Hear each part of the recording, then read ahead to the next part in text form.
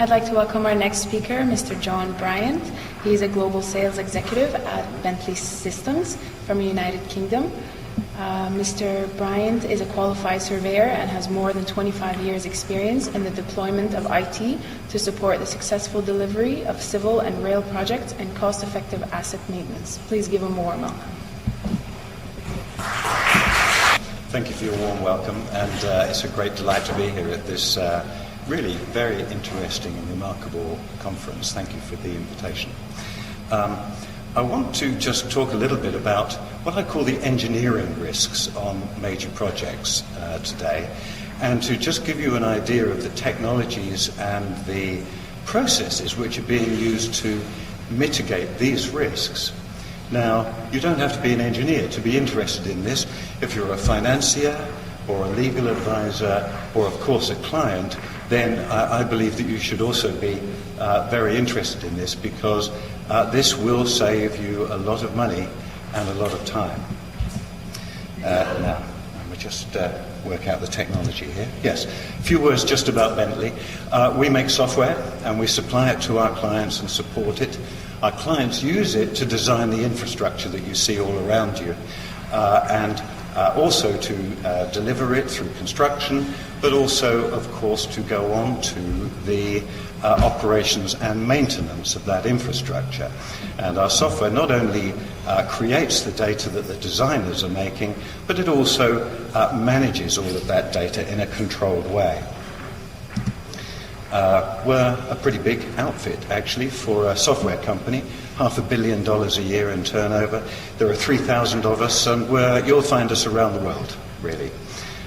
We've been established for a long time, 25 years or more. And I think that's important, actually, because if you choose technology to support your processes in your organization, then you need to be sure that you're working with a trusted partner who has a good track record and intends to be around for a long time. If you are interested, you will find our annual company report on our web, and you'll see the website address up there. Just one little statistic on here that I'd like to bring to your attention. Notice that I beg your pardon. Let's go here. More than half of our customers are actually owner-operators or clients. And we're finding actually that the client side of the industry is really driving the technology, the business. Okay. I'm sorry, I hope you were able to hear me. Hands up at the back if you can hear me, please. Yes? No?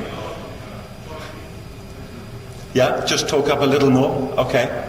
All right, there we go. Notice that more than half of our customers are clients. They're driving the business now because they realize just how important it is to have good technology developing the asset data which is going to support them through the entire life cycle of the infrastructure that ultimately they own. And so they're actually pushing their supply side to adopt these technologies. Now, in Bentley, we organize ourselves into groups, industry groups really, which cover all of these different types of industries. You'll see everything from oil and gas through building, architecture, GIS, and today we're talking about rail and transit. But actually, a railway involves just about everything else as well. It affects roads, bridges, buildings, structures, and so on. So if we take a look at, say, a typical metro station here, this is part, actually, of the Crossrail project in London. Down here, we've got what you would expect, some railway lines and some platforms. Here is the passenger concourse for ticketing and waiting rooms. But then take a look at this. These are all the commercial facilities involved as well. Shops, restaurants, hotels, conference rooms maybe, and even parkland above, which is in a city street. So you can see that actually in this project many, many disciplines are actually involved in this. And what we actually make sure of is that when people are using our software to design, for example, the railway alignment, that actually the highway engineer, the bridge engineer, and all of these other disciplines can share that data. Now, today what I'm going to do is just take a look at the way in which the data being created by this very large team on the project is managed so that we can work as efficiently as possible, and most importantly, hand over to the owner-operator comprehensive, reliable, trusted data that defines the asset that has to be managed and maintained over perhaps 25, 30, 40 years. Well, I guess we're all familiar with the risks that infrastructure projects can carry, particularly to do with cost overrun and maybe time overrun as well. And as a result of that, the temptation to reduce the quality or the scope of the project, just so that you can keep inside your budget or inside your time frame. And then when we come on to operations and maintenance, then there are many areas where this can go wrong, with unpredicted spending, unpredicted failures, maintenance that you didn't schedule but you have to go out and do on a firefighting basis. Also, one of the ones that's important is the result of this can often mean that you're not making the asset, the infrastructure, available to your contracted percentage time, and that can incur some penalties for you. So, all of this can result in some pretty heavy costs, a lot of revenue damage if you're late bringing this thing into service. Your revenue is then delayed, and of course you're at risk of penalties. Now, some of the reasons for this are the bits that we're aware of and that we have been spending years developing software and technologies to try to help with. Taking a look at the delivery process, then really what it comes down to is all of the hundreds of team members involved not being able to communicate with each other in a very efficient manner, sharing data when they need it. And if we come to the O&M side, then unfortunately, all too frequently in the past, the client has not asked for and specified the data that he needs to completely and comprehensively define the asset that he's going to be responsible for. So let's just take a little look by the way, this picture here was taken. This is a little bit in the old days. Here's the poor owner-operator. The thing that defines his asset in this old situation were just drawings everywhere. Unfortunately, even today, we find that some people are saying, give us drawings. They might be digital drawings, but they're still just dumb drawings. We need models which actually fully define this asset. So please, don't get yourself in the position of this poor man here. Take a look at these statistics. The National Institute of Standards and Technology in the USA did a 3-year study, and they came up with these rather frightening statistics. 40% of an engineer's time is spent looking for the data that he needs to do his job and verifying that it's the right version, the right quality, and has all of the information in it that he needs. And then poor communication between the software that people are using can waste 30% of costs. This crazy situation where somebody sends you some digital information and then you find you can't read it with your software. You have to reformat it. And then the ray of hope. If we can sort this out and deliver to the operations and maintenance organisation really good data, then he can save up to 14%, a huge amount of money, just in his annual operating and maintenance costs. Now, actually, the interesting thing is it wasn't just in the States they found this. We did a study in the UK, found the same thing, and right across the EU, the European community, they also found the same thing. So this is a big issue. So take a look at this here. Let's just take this as a typical project.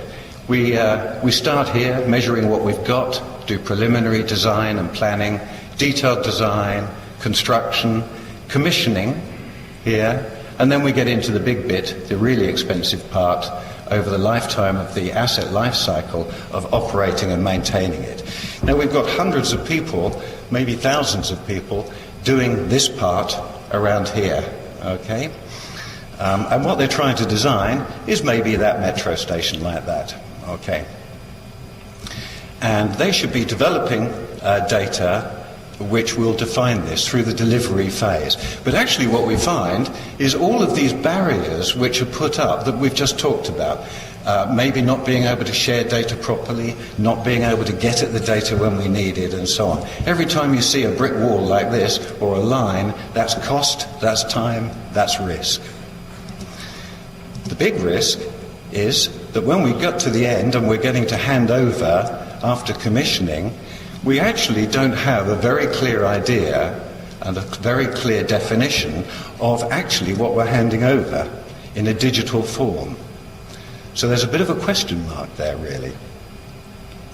So, what are we going to do? Well, we have to go into a managed approach to this whole process, basically. If we can do that, we, by using high-performance design and analysis tools, which make our engineers as efficient as possible, we make sure all of those tools talk the same language. Those software applications all share a common data format, so that we don't have this nonsense of having to reformat data. We need open engineering applications. And then we need something which is going to manage this data properly for us and manage the communications between all of the members of our project delivery team. If we can do that, then we can melt these walls away and put in place instead, in the middle here, a pool of managed data which grows in value and richness as we progress around the project life cycle, like so. Now, if we do that, then we have something which is going to help the owner and the operator, because at the end of this we will have a comprehensive, authorized, verified model which defines every aspect of the spatial characteristics of our project.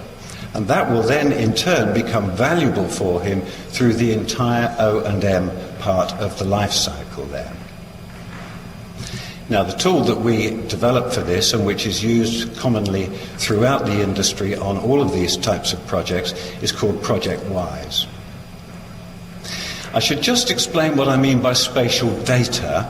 By spatial data, I mean defining every aspect of your infrastructure. For example, what shape is it?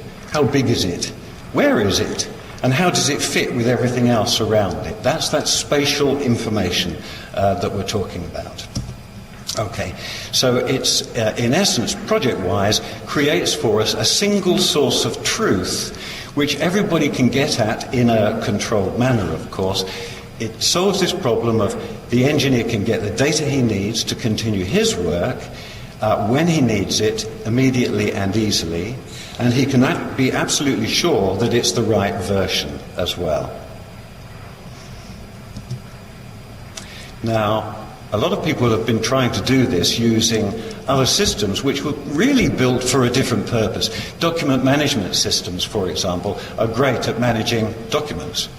They're dumb documents. But engineering data is a bit different. For a start, it's 3D. But more importantly, it's made up of a federation of lots of different models, all of which was fit together and are inter-referenced. They're referenced between each other.